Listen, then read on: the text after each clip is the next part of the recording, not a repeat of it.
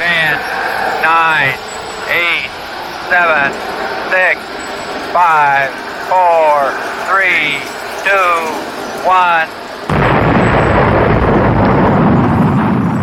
Look up an Italian space agency's podcast, The Characters and Exploits of Man's Great Adventure to Conquer Space.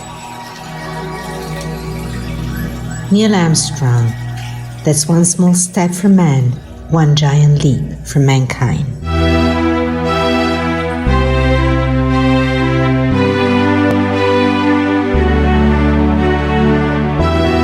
In the last years of his life, he became a gliding enthusiast.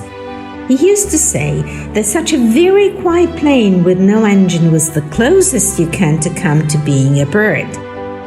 Aviation was his true passion, the compass in the life of Neil Armstrong, the commander of Apollo 11, the first man to walk on the moon. His biographers relate that he used to watch the sky while lying in the cornfields of Ohio, where he was born in 1930. He earned his pilot's license on his 16th birthday, and soon after that he went to college to study aeronautical engineering. He was not born into an affluent family. Neil was able to put himself through university on a U.S. government scholarship in exchange for enlisting as a pilot in the U.S. Navy.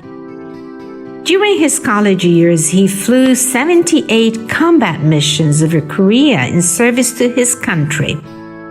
Quite a remarkable resume he had, so much so that he was immediately hired as a civilian test pilot for experimental aircraft. Some people say that Neil was as cold as a robot. That's a lie. He was a highly intelligent, brilliant, and prudent man who never lost his cool. He had nerves of steel. On May the 6th, 1968, he almost met his fate while testing the lunar vehicle. Armstrong immediately understood that something was wrong, ejected himself from the simulator, and safely parachuted down while his aircraft crashed to the ground seconds later. He didn't change his expression. He took off his suit, put on his jacket, walked into the office, and greeted his stunned colleagues. Neil Armstrong, we said, the man whose quick reflexes enabled him to handle another accident that could have cost him his life. It was March 1966, and the command pilot was next to David Scott, pilot of the Gemini 8 mission, their first space experience and the first ever linking of two spacecraft in history. The goal was to dock two vehicles in space, the Gemini 8 spacecraft and the Aegina target vehicle. But something did not work properly, and they began to encounter increasing yaw and roll rates. Too violent to roll. Armstrong invoked the mission protocol, kept the tiller straight, and managed the fear. Splashdown occurred in the Philippine Sea 10 hours, 41 minutes, and 26 seconds after liftoff. However, history was just around the corner. He was highly driven and fascinated with flight ever since he started to dream of it while looking at the Ohio sky. That was part of the reason why NASA chose him. They chose him as a commander of Apollo 11, the most formidable, extraordinary space mission meant to land a man on the moon. Giant steps are what you take, walking on the moon. I hope my leg don't break, walking on the moon. We could walk forever, walking on the moon. We could be together, walking on the moon.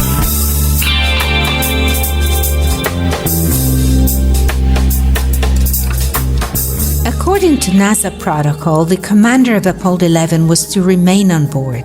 Buzz Aldrin was to be the lunar module pilot, while the third crew member, Michael Collins, was to stay behind in lunar orbit as command module Columbia pilot.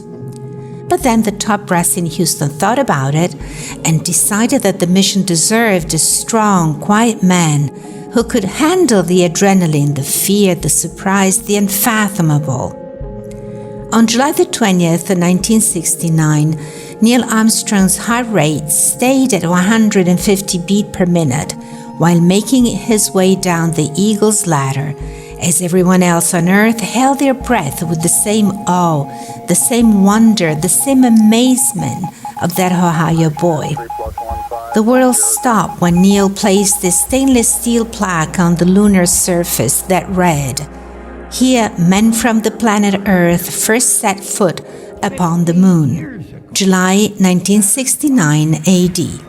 We came in peace for all mankind. An incredible exploit. That's one small step for man, one giant leap for mankind." That's one small step for man,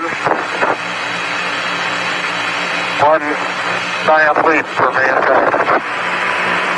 Oh, that looks beautiful.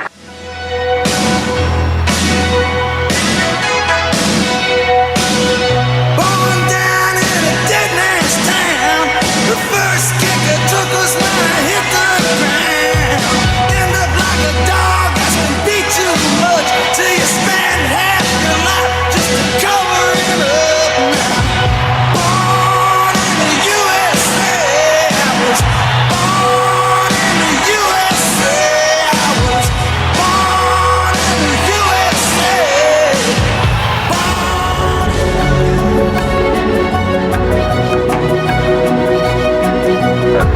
It's hard to say whether Neil at that moment thought of his wife Janet and his daughter Karen, who died of an incurable disease at only 2 years old.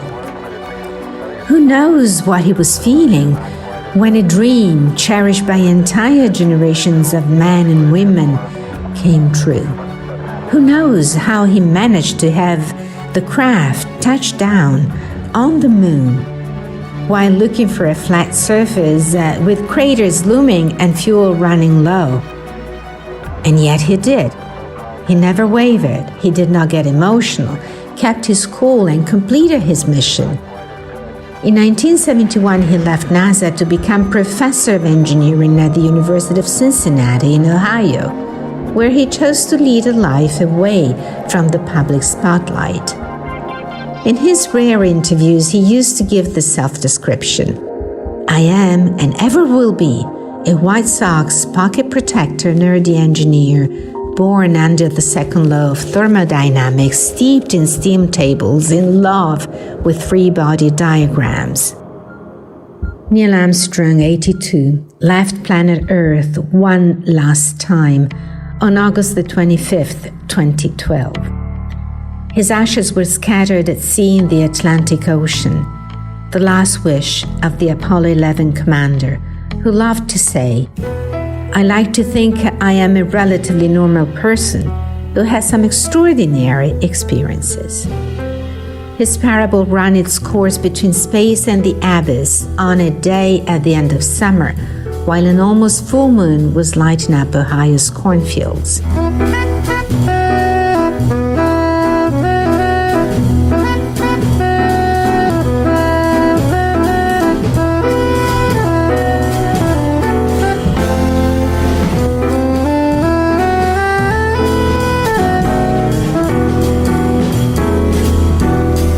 Listening to Look Up, an Italian space agency's podcast.